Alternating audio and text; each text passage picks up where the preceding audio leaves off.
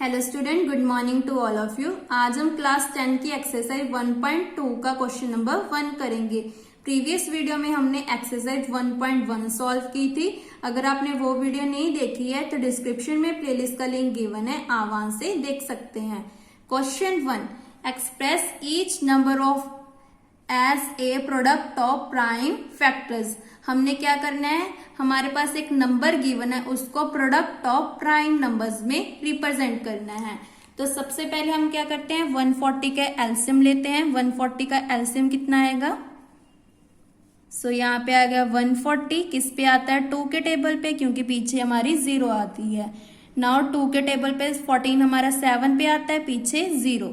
फिर से 2 का टेबल, 2 3 द 6, 1 रिमाइंडर रह गया, तो यहाँ पे बन गया 10।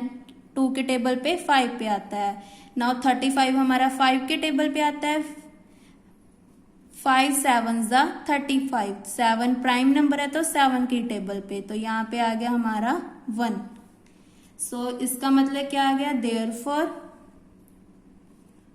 140 is equal to 2 multiply 2 multiply 5 multiply 7। So last में क्या लिखेंगे, हैंस दी प्राइम फैक्टराइजेशन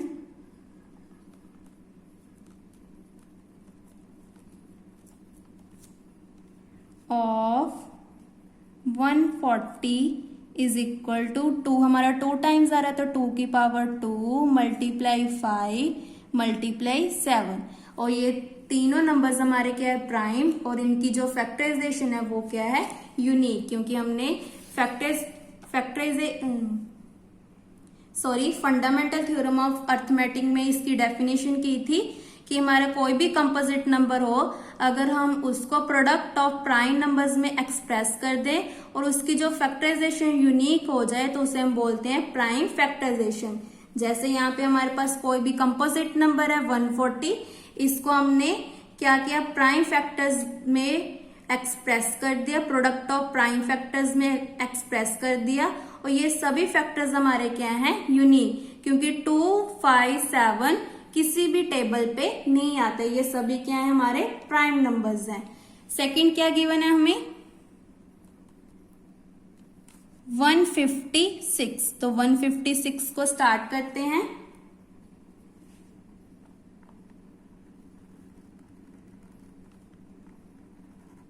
सो 156 हमारा 2 के टेबल पे आता है।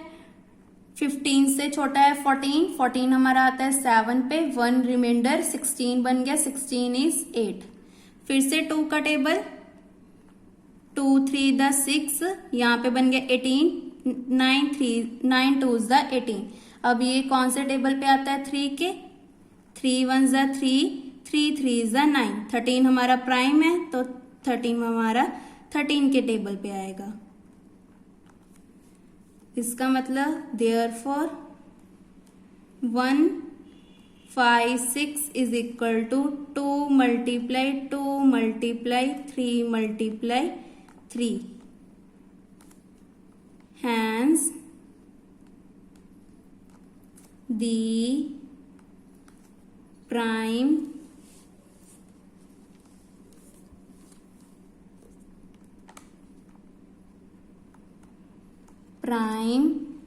फैक्टराइजेशन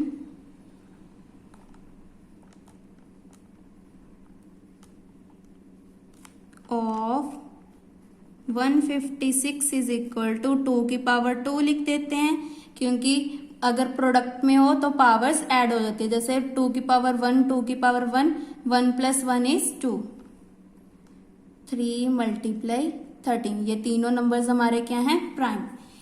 थर्ड पार्ट हमारा क्या है,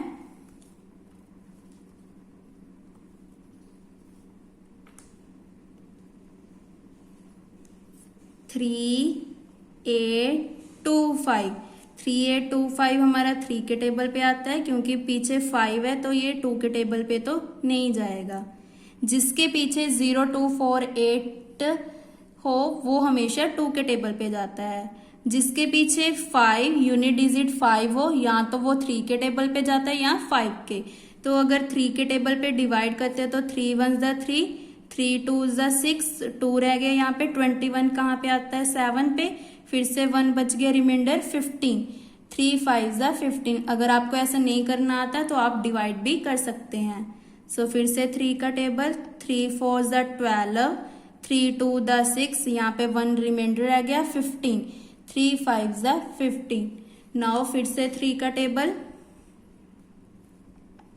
3 1 ज़ा 3, यहाँ पे रह गया, नहीं ये 3 के टेबल पे नहीं जाएगा क्योंकि 5 रिमाइंडर रह जाएगा, इसका मतलब 5, या तो 3 पे जाएगा या 5 पे।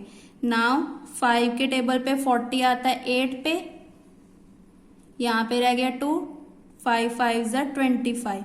तो फिर से 5 का टेबल, 5 1 ज़ा 5, 3 रिमाइंडर रह गया, दैट मीन्स 35, 35 हमारा 7 पे जाता है, 7 5 ज़ा 35। अब 17 हमारा प्राइम नंबर है तो 17 के टेबल पे जाएगा।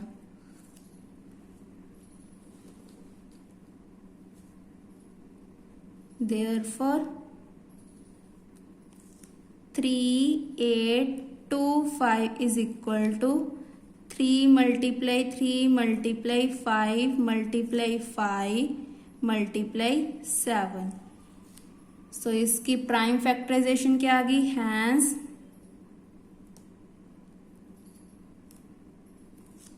दी प्राइम फैक्टराइजेशन, इसको शॉर्ट फॉर्म में लिख देते हैं, FAC ऑफ 3 8 2 5। सो क्या आ जाएगा, 3 की पावर 2, 5 की पावर 2 मल्टीप्लाई 7। तीनों नंबर्स हमारे क्या हैं, प्राइम, तो ये प्राइम फैक्टराइजेशन होगी। नेक्स्ट फोर्थ पार्ट,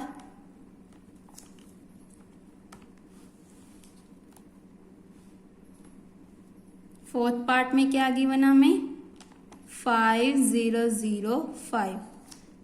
तो 5005 या तो 5 के टेबल पे जाएगा या 3 पे, 3 के टेबल पे तो नहीं जाएगा, तो सीधा 5 के टेबल पे। सो 5 1 ज़ा 5, 2 0, 5 1 ज़ा 5। अब ये कौन से टेबल पे जा रहा है, 7 के टेबल पे, 7 1 ज़ा 7, 3 रिमाइंडर रह गया, तो 30 से छोटा है 28, 28 हमारा 4 पे, 28 आ गया तो 2 रिमाइंडर, दैट मीन्स 21, तो 7 के टेबल पे 21 इज 3। अब 143 हमारा जाता है 11 के टेबल पे। सो यहाँ पे आ गया 11, 11 1 ज़ा 11, 3 रिमाइंडर रह गया तो 33, 11 3 ज़ा 33, तो 13 फिर से हमारा क्या है, प्राइम नंबर, तो यहाँ पे आ गया 13, तो नीचे आ गया 1। Therefore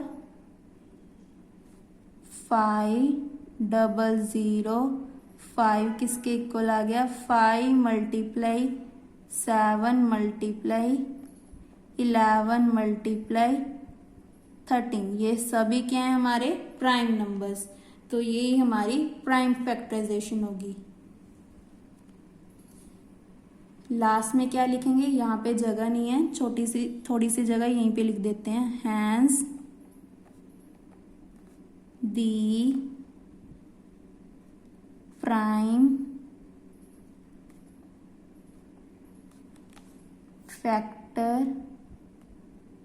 फैक्टराइजेशन ऑफ, आप यहाँ पे पूरा लिखोगे, factorization of 5005 is equal to 5 multiply 7 multiply 11 multiply 13। Last part करते हैं, पार्ट 5, 7429।